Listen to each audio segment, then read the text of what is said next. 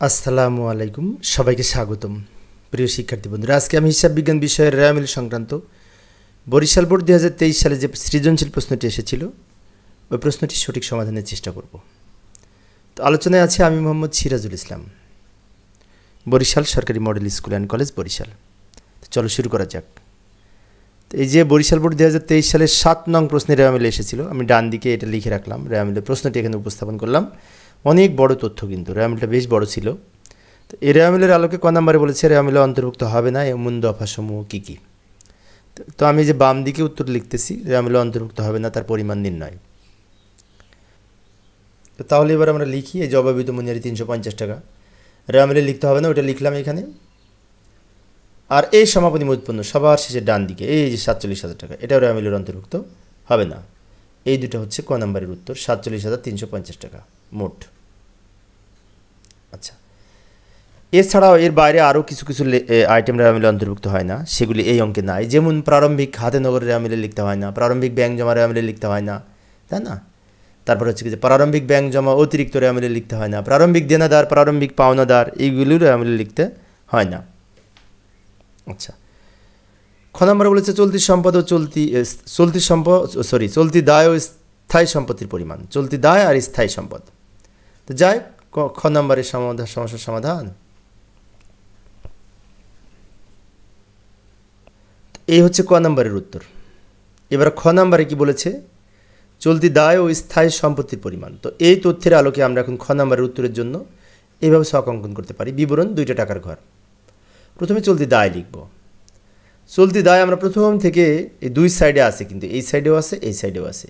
তো আমরা খুঁজে খুঁজে লিখি কোনগুলি চলতি দায়। এই যে প্রদেয় নোট 9,300, প্রদেয় নোট, প্রদেয় হিসাব, এগুলি চলতি দায়।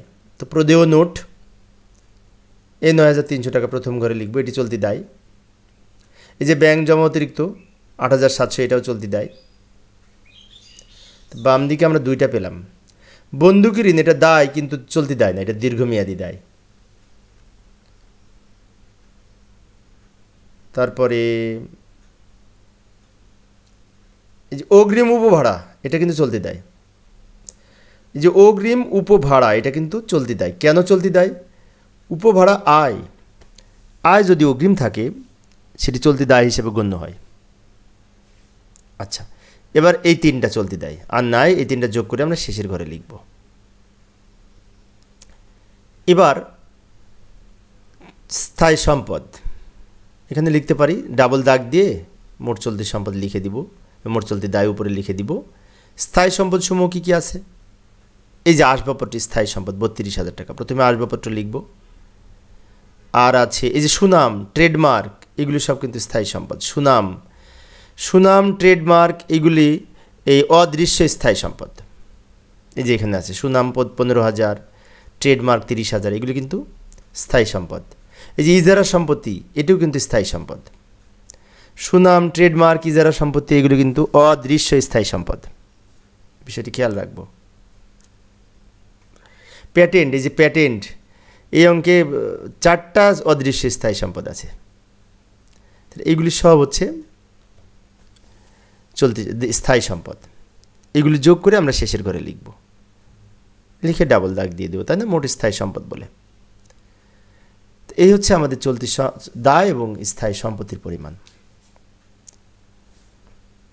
তো খনং শেষে আবার আমরা এই গণঙে কি বলেছে, পলি এন্টারপ্রাইজের রেওয়ামিল প্রস্তুত করো। তো রেওয়ামিল তৈরি করবো, তাই না? তো রেওয়ামিল তোমরা প্রস্তুত করতে পারবে। আমি একটা কাজ করি, রেওয়ামিল এই যে এখানে তথ্যের আলোকে কোনটা কোথায় বসবে একটু বলে দিচ্ছি, তোমরা নিজে চেষ্টা করবে। রেওয়ামিল তোমরা পারবে, রেওয়ামিল তো সহজ। কোনটা কোন দিকে বসবে, কোনো আইটেম ডেবিটে, কোনো আইটেম ক্রেডিটে। তবে আমি একটা হেল্প করতে পারি, সেটা হচ্ছে কি, কোনটা কোন দিকে বসবে আমি একটু বলে দিচ্ছি। মনে রাখার জন্য আমি এখানে লিখেই দিচ্ছি সরাসরি। প্রথমে কোনগুলো রেওয়ামিলে বসবে না তার পাশে ক্রস চিহ্ন দিই। এই যে অভাবিত মনিহারি রেওয়ামিলে বসবে না, এর পাশে ক্রস চিহ্ন দিলাম। এই যে এখানে সমাপনী মজুতপূর্ণ রেওয়ামিলে বসবে না, এটার পাশে ক্রস চিহ্ন দিলাম। এই যে এই 2টা রেওয়ামিলে অন্তর্ভুক্ত হবে না। তাই আমরা যখন রেওয়ামিল প্রস্তুত করবো, রেওয়ামিলের ছক তো আমরা নিশ্চয়ই অঙ্কন করতে পারি, কারণ আমরা যেহেতু রেওয়ামিলের বোর্ড প্রশ্নের সমাধান করছি, রেওয়ামিলের বেসিক নলেজ নিশ্চয়ই আছে। সেই ভিত্তিতে রেওয়ামিলের ছক তৈরি করে সেখানে লিখতে হবে। এইবার আমি দেখাবো কোনগুলা ক্রেডিট দিকে বসবে, পাশে ক্রেডিট লিখে রাখবো সরাসরি। প্রশ্নে লিখে দিই, তাহলে তোমরা সমাধান করতে পারবে। এই যে প্রদেয় নোট ক্রেডিট দিকে বসবে, এর পাশে লিখলাম ক্রেডিট। ব্যাংক জমাতিরিক্ত দায়, প্রদেয় নোট, ব্যাংক জমাতিরিক্ত এগুলি দায়, রেওয়া মিলে ক্রেডিটে বসবে, তার পাশে লিখলাম ক্রেডিট। চলতি বন্ধকি ঋণ দায়, এটা রেওয়া মিলে ক্রেডিটে বসবে, পাশে লিখলাম ক্রেডিট। মূলধন মালিকানা সত্ত্ব ক্রেডিটে বসবে, পাশে লিখলাম ক্রেডিট। বিনিয়োগের প্রাপ্য সুদ কিন্তু সম্পদ, বিনিয়োগের সুদ আয় ক্রেডিটে বসে, কিন্তু বিনিয়োগের প্রাপ্য সুদ আবার সম্পদ, সম্পদ রেওয়া মিলে ডেবিট দিকে বসবে। প্রতিপূরক তহবিল, এটা ক্রেডিটে বসবে, পাশে লিখলাম ক্রেডিট। পণ্য বিক্রয় আয়, রেওয়া মিলে ক্রেডিটে বসে, পাশে লিখলাম ক্রেডিট। প্রাপ্য হিসাবের বাট্টা সঞ্চিতি ক্রেডিট দিকে বসে। বই ফেরত ক্রেডিটে বসে। অগ্রিম উপভরা ক্রেডিটে বসে। বা অনেকগুলি আইটেম এই অঙ্কে, 1 2 3 4 5 6 7 8 9টা আইটেম ক্রেডিট দিকে বসবে এই অঙ্কের মধ্যে হতে। এবার আমি কিন্তু যেগুলা রেওয়া মিলে বসবে না তার পাশে ক্রস চিহ্ন দিয়েছি, এই যে এই দুইটা। আর যেগুলো ক্রেডিট দিকে বসবে তার পাশে ক্রেডিট লিখেছি।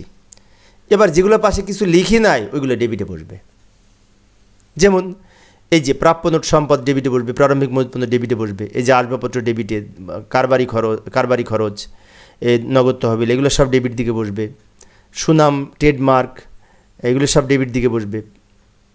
তারপরে এই যে প্রাপ্য বিনিয়োগের সুদ, ইজারা সম্পত্তি, পণ্য ক্রয়, এগুলো সব রেওয়া মিলে ডেবিটে বসবে। প্যাটেন্ট ডেবিটে বসবে, বিনিয়োগ ডেবিটে বসবে। অর্থাৎ আমি যেগুলোর পাশে কিছু লিখি নাই সেগুলো ডেবিট দিকে বসবে। এখন অনেক শিক্ষার্থী বলতে পারে পাশে ডেবিট লিখে দিলেই তো হতো না, ডেবিট ক্রেডিট সব লিখলে আবার হিজিবিজি লাগবে। সেই জন্য যেগুলো ক্রেডিট দিকে বসবে রেওয়া মিলের আমি ক্রেডিট লিখেছি। তোমরা যখন রেওয়া মিল প্রস্তুত করবে এইগুলো ক্রেডিটে লিখবে। আর যে দুটো পাশে ক্রস দিয়েছি ওই দুটো রেওয়া মিলে বসবে না, আর বাকিগুলো ডেবিট দিকে বসবে। আচ্ছা আমি একটা কাজ করি, যোগফল রেওয়া মিলের কত একটু লিখে দিচ্ছি। এই যে 3,34,650, এইটা হলো রেওয়া মিলের যোগফল। তোমরা যারা রেওয়া মিলটা প্রস্তুত করবে তারা প্রস্তুত করার পরে দেখবে এই যোগফলের সাথে মেলে কিনা। যদি যোগফল রেওয়া মিলে মিলাতে পারো তাহলে একটু প্লিজ লিখো যে ইয়েস স্যার, অথবা স্যার অঙ্ক মিলেছে, কিছু একটা কমেন্টসে লিখো, তাহলে আমার এই কষ্ট করাটা সার্থক হবে। তো প্রিয় শিক্ষার্থী বন্ধুরা, এই ছিল আমার আজকের আলোচনার বিষয়। আমি একটা করে আলোচনা করি অল্প অল্প করে, যাতে শিক্ষার্থীরা বোরিং ফিল না করে। পরের ক্লাসে কী করবো একটু দেখে যাই। ময়মনসিংহ বোর্ড 2023 সালে যে সৃজনশীল প্রশ্নটি এসেছিল ওই প্রশ্নটির সঠিক সমাধানের চেষ্টা করব, দেখার আমন্ত্রণ রইল। পরিশেষে সবাই ভালো থাকবে এবং সুস্থ থাকবে এই কামনায় খোদা হাফেজ।